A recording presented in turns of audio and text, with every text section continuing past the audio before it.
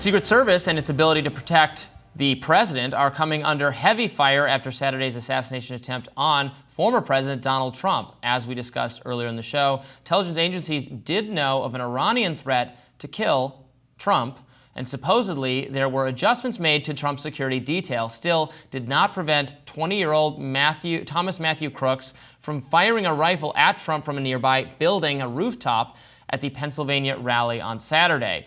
We've got a lot of questions about this. Joining us now to answer some of those is Bill Gage, former U.S. Secret Service special agent under Presidents George W. Bush and Barack Obama, and now a senior security consultant with Safe Haven Security Group. Thanks so much for joining us.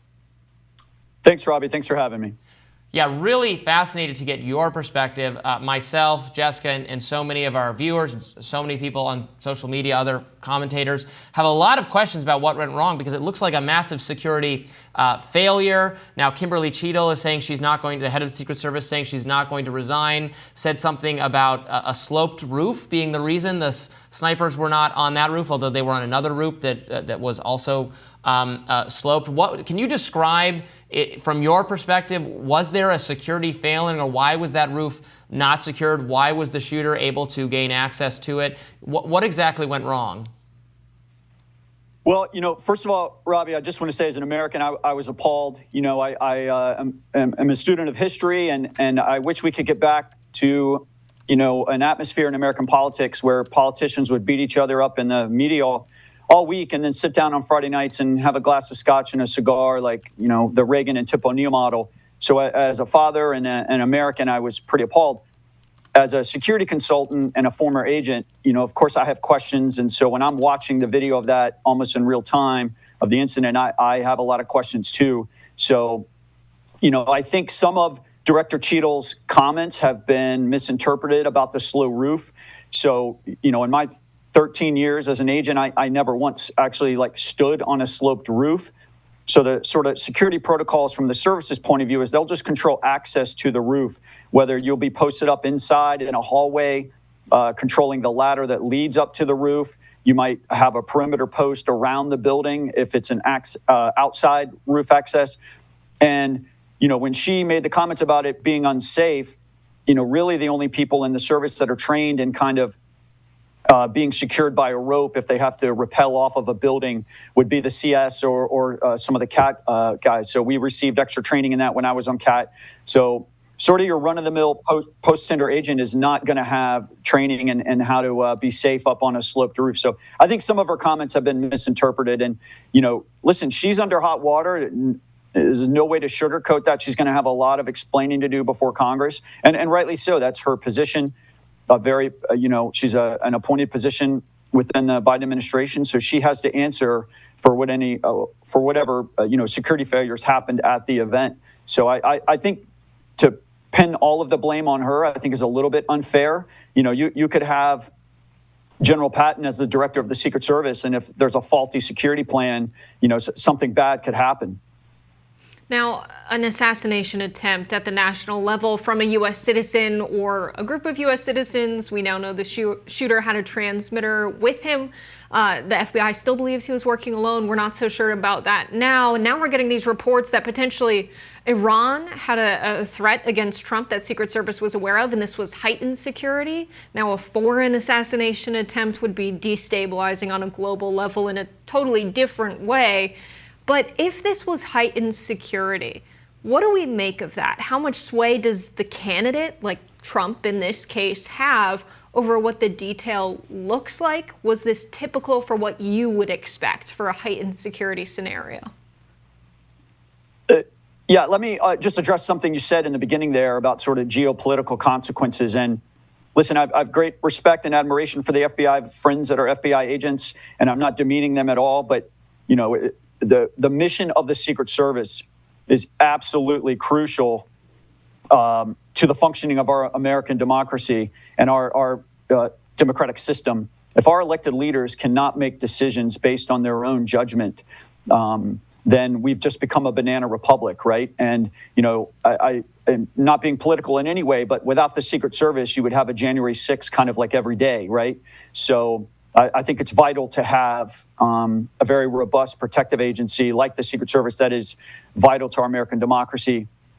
And then to touch on the second part about the Iran intel that came in to bolster, Trump's detail, it is, in my 13 years, every single event I ever worked as a Secret Service agent, every protectee I ever worked, especially the president and vice president, even former presidents, there was constantly streams of intel coming in about an attack or intel about an imminent attack or even from, geopolitical sort of aligned terrorist groups, Al-Qaeda, ISIS. So those threats are always out there. And the Secret Service has a very robust protective intelligence division that will monitor those threats as they're coming in. They have people embedded with the intelligence community, the NSA, the CIA, DIA, that have certain electronic eavesdropping capabilities to monitor those threats. And it sounds like in this case it worked. That one of the intel agencies got some sort of intelligence. They passed it on through the Secret Service Protective Intelligence Division, and then the service has to take additional steps to bolster security. Can you answer why do you think the police response? It seemed slow. We've seen interviews now with bystanders pointing out that there's a person on this roof, pointing him out, gesturing to law enforcement. I think at various stages it's unclear whether it's the local cops instead of the Secret Service exactly what's going on there. But it seems like that information could have been very quickly relayed to the people protecting Trump near the stage. Why didn't they whisk him away the second there is some idea, or at least have him get down, that there's someone on the roof? If I'm following the timeline correctly, there was at least like a minute and a half or 2 minutes of time where the authorities are fully aware there's a person on this roof, and then the shots are fired. And even there's been reporting that an officer engages with the shooter, and then the shots are fired at Trump.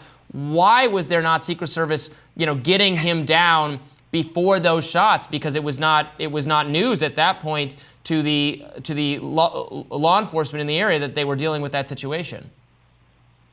Great question, Robbie. And let me address the first part. Every single Secret Service event that I ever attended and worked as an agent, okay, whether I was a post stander or on CAT, especially for the president, and the larger event, this would happen repeatedly, where something happens during the event that's suspicious, or a report comes in of a person with a gun, a report comes in of a suspicious package or an unattended package, or we think this might be a bomb, or someone has approached a magnetometer checkpoint that has a letter for the president. So these things happen all the time at every single event that the president attends. And think how embarrassing that would be, Robbie, for the president if every time one of these happened at an event, the Secret Service rushes the stage and rushes him off. So the service has to take a measured response to these sort of events so that it's not embarrassing to the president. When I say measured response, they have to figure out, okay, what do we actually have here before we start evacuating the president? And I know to the layperson, it doesn't look like that system worked here, but the Secret Service protective system actually worked in this case. They were moving to investigate what was happening. It just took a few seconds too long.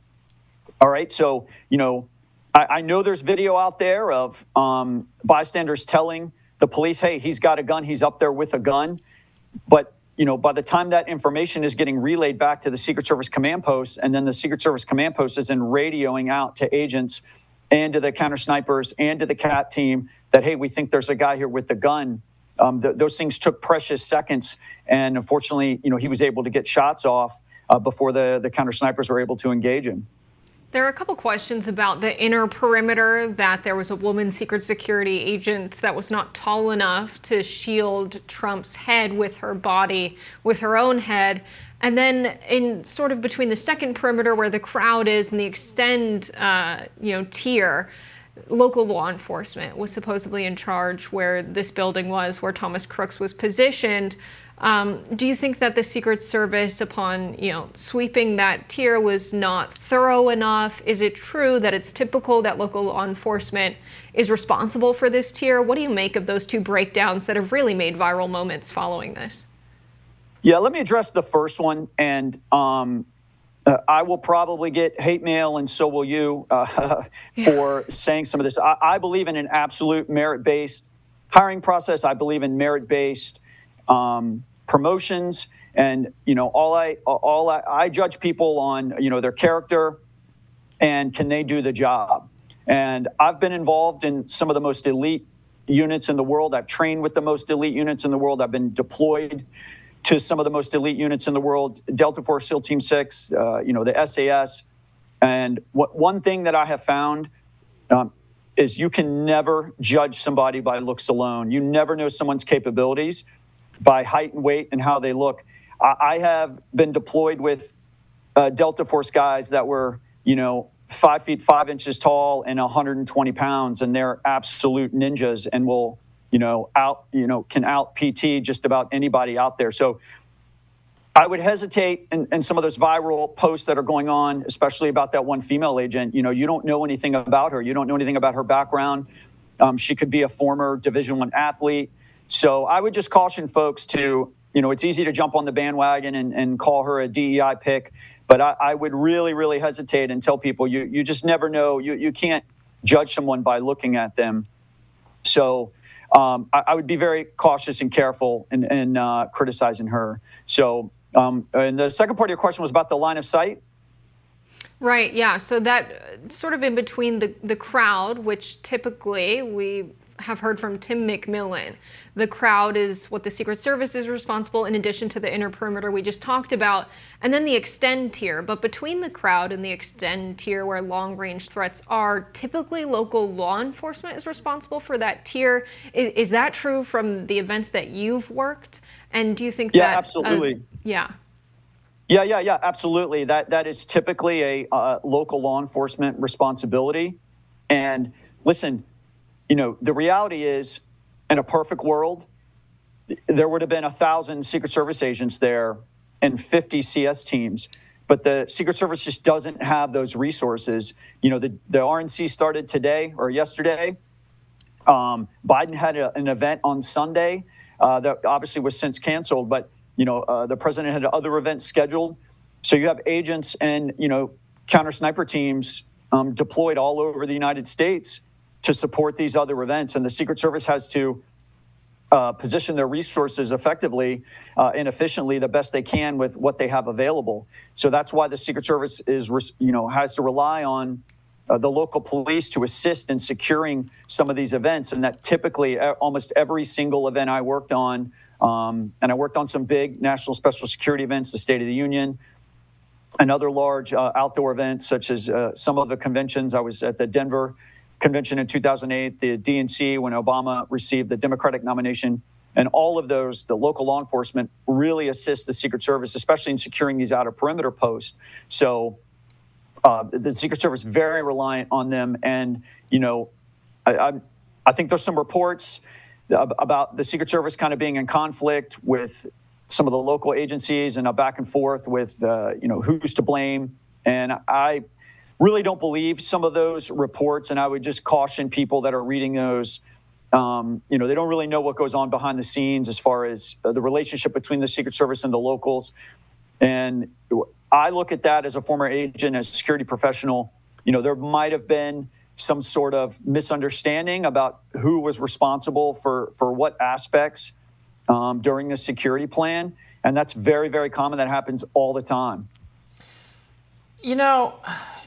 So you mentioned earlier that if not for Secret Service, law enforcement, bad things could be happening all the time, and I get that. I absolutely think safety is very important, and we should put resources toward it. But it's not the case that correct me if I'm wrong. If I just have this wrong, it's not the case that Secret Service is routinely there is a guy with a gun on the roof, intent to kill the president. They are stopped, and is that actually happening all the time? It's certainly not reported on if it's happening all the time. It seems to me that almost never happens. Here's an example where someone was in the place to do that, was able to get off shots, wounded, thankfully, and no lasting damage done to Trump, but did kill someone, shot someone in the head right behind him. And this happened. This doesn't often happen. It almost never happens. But it happened this time, and we were unable to stop it. It's not like, again, correct me if I'm wrong, it's not like routinely a actual threat is stopped and this one happened to get through. It seems like this almost never happens, and in the moment of need, the law enforcement, the Secret Service response failed, which is why people are, I think, so upset. So, just to clarify, the Secret Service has stopped dozens and dozens, and my time there in the Secret Service, it was almost, weekly, if not monthly. The Secret Service would stop either an attack that was planned or stopped it based on protective intelligence, was able to uncover a plot. Those things happen very, very frequently. I was involved in one trip in particular in Mumbai, India, where the intelligence community uncovered a confirmed plot to assassinate Obama. And we bolstered security and sort of adjusted the security plan for Obama accordingly. So yes, those things happen all the time. Now, obviously not as dramatic, I hate to use that word, but not as sort of dramatic as what happened in Pennsylvania, where somebody's actually getting a shot off, because typically either A, the Secret Service is able to uncover that well before the person is able to get a firearm into the event and actually get shots off. We're able to, whether it's a tip from the public or some sort of intelligence gathered from social media, the service is able to uncover that well before, or the person shows up to the event and the security plan works, right? There's magnetometers, there's very robust local police patrols, and the person goes away.